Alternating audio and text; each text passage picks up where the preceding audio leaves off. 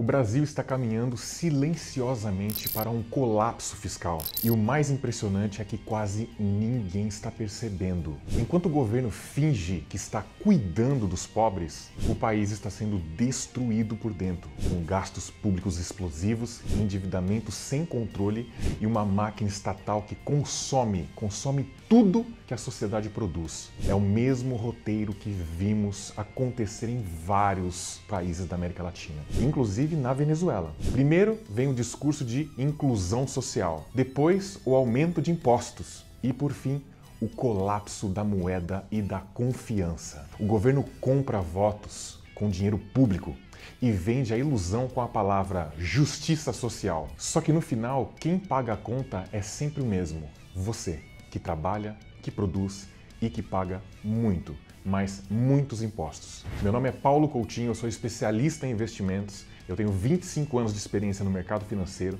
e este canal é perfeito para você que quer investir com segurança no exterior. O que é Venezuela fiscal? Quando eu falo em Venezuela fiscal, eu não estou falando de socialismo puro e simples. Eu estou falando de um modelo econômico que destrói o país de forma silenciosa, gastando mais do que arrecada, imprimindo dinheiro, criando uma dependência total da população em relação ao Estado. É o que economistas chamam de desequilíbrio estrutural. Um Estado que gasta mais do que produz, que cria benefícios sem contrapartida e que usa o Banco Central e os bancos públicos para mascarar essa realidade. E quando a conta chega, porque ela sempre chega, o governo faz o que todo populista faz: aumenta impostos, muda as regras, tributa patrimônio e tenta culpar o mercado pelo caos que ele mesmo criou.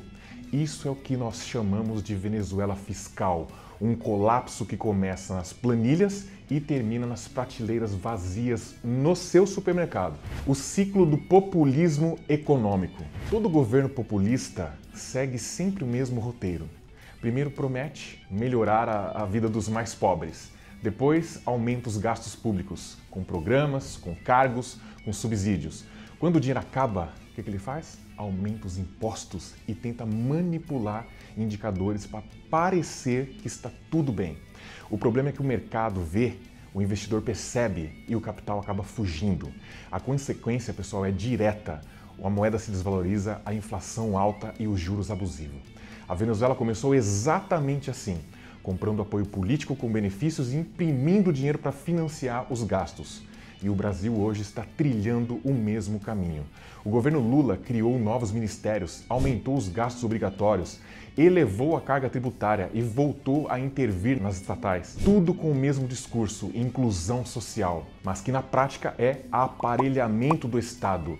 É a destruição da responsabilidade fiscal. Está gostando do conteúdo? Deixe o seu like e já vamos falar sobre a real situação das contas públicas. Vamos aos fatos. O Brasil gasta mais do que arrecada há anos. O déficit primário voltou a crescer, a dívida pública já passa de 75% do PIB. E o governo tenta maquiar os números com receitas extraordinárias e antecipações. Só o mercado que não é burro, pessoal. As pessoas vão enxergar isso. E quando o governo mostra o descontrole, os investidores cobram mais juros para quê? Para emprestar dinheiro.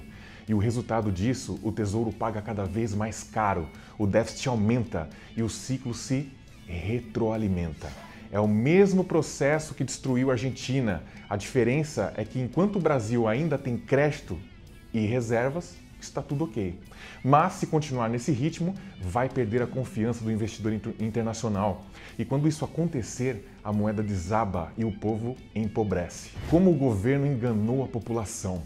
O governo atual vende a ideia de que o gasto social é investimento, mas é uma grande falácia. Gastos públicos não são investimentos. Investimento é quando o dinheiro gera retorno, gera emprego, gera produtividade. Gasto público é quando o Estado paga, o do produtivo para sustentar o improdutivo. O que a gente chama de justiça social. A verdade é que o governo usa a pobreza como um instrumento de poder. Mantém as pessoas dependentes de auxílio e benefícios para garantir voto e apoio político. Enquanto isso, a classe média e os empreendedores são espremidos por impostos e mais burocracia. Este modelo é insustentável. Nenhuma economia no mundo cresce punido por quem? Por quem produz e premiando quem depende disso. E o mais grave, o governo tenta controlar a narrativa, perseguindo quem critica, atacando a liberdade de imprensa e intimidando o setor privado. Isso é o primeiro passo para a venezualização institucional, o papel do mercado e a fuga de capitais. Quando o Estado gasta demais e perde credibilidade, o investidor faz o quê? O óbvio, tira o dinheiro do país. Nos últimos meses, já vimos saída líquida de capital estrangeiro, enfraquecimento do real e pressão sobre os juros longos. Gente, eu faço isso todos os dias para os meus clientes brasileiros. Por que isso acontece? Porque ninguém confia em um governo que muda as regras toda hora, interfere nas empresas e ameaça a propriedade privada. O investidor quer estabilidade, quer previsibilidade e segurança jurídica. Tudo que o Brasil não oferece hoje. E é por isso que os grandes patrimônios já estão saindo silenciosamente do país. Famílias, empresários, fundos, todos buscando refúgios, no exterior antes que seja tarde demais. Porque o pior da crise não é a economia, é a confiança. E quando a confiança acaba, o dinheiro desaparece. Antes de fazer um paralelo da Venezuela, já se inscreve nesse canal para que você não perca nenhuma novidade sobre o mercado financeiro internacional. Vou fazer um paralelo com a Venezuela. Gente, é assustador o roteiro que está se repetindo agora. A Venezuela também começou com promessas de inclusão social. O governo gastava cada vez mais, endividava o Estado e dizia que o povo estava no poder, o povo mandava. E quando o petróleo caiu, o governo começou a imprimir dinheiro para pagar as contas. Resultado, hiperinflação, escassez e migração em massa. O Brasil ainda está longe disso, tá? Mas o caminho está sendo traçado exatamente igual. E se nada mudar, a próxima década será marcada por desvalorização do real, aumento da carga tributária e fuga de talentos e capital. A história ensina, mas só quem está disposto a realmente aprender. Como um investidor inteligente se protege? A boa notícia que eu tenho para vocês é que existe sim uma saída e ela não está lá em Brasília. O investidor inteligente, ele entende que o Estado é o problema e não é a solução. É por isso que ele age antes que o sistema colapse. Mas como? Bom, primeiro, internacionalizando o patrimônio. Não dependa de uma moeda instável e de um governo imprevisível. 2. Dolarizando parte dos ativos. O dólar é o último bastão de confiança global. 3. Investindo em mercados sólidos com segurança jurídica e respeito à propriedade. 4. Reduzindo exposições de ativos políticos e concentrando em negócios que realmente geram caixa real. Isso é o que os bilionários acabam fazendo, gente. E é isso que o brasileiro comum precisa começar a entender. A liberdade financeira não é um luxo, é um escudo contra governos irresponsáveis. Se você quer que eu faça um vídeo passo a passo falando dos melhores ETFs do mundo, comenta aqui. O Brasil está se tornando uma Venezuela fiscal, não porque o povo quer, mas porque o governo precisa gastar para se manter no controle, no poder e para continuar mandando.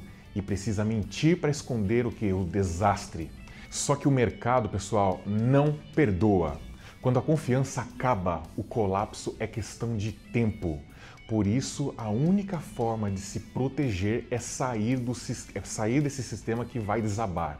Internacionalize, dolarize, busque segurança aonde o Estado não pode confiscar. Essa é a diferença entre quem observa a crise e quem sobrevive às crises. Se esse vídeo fez sentido para você, curta, compartilha e se inscreva nesse canal. Comenta aqui se você acha que o Brasil já virou uma Venezuela fiscal ou ainda tem tempo de reagir. E assista os próximos vídeos que eu explico como escolher investimentos internacionais para que você consiga blindar o seu patrimônio. E lembre-se, quando o governo gasta demais, o país quebra, mas você não precisa quebrar junto. Muito obrigado por ter ficado até aqui. Fiquem com Deus.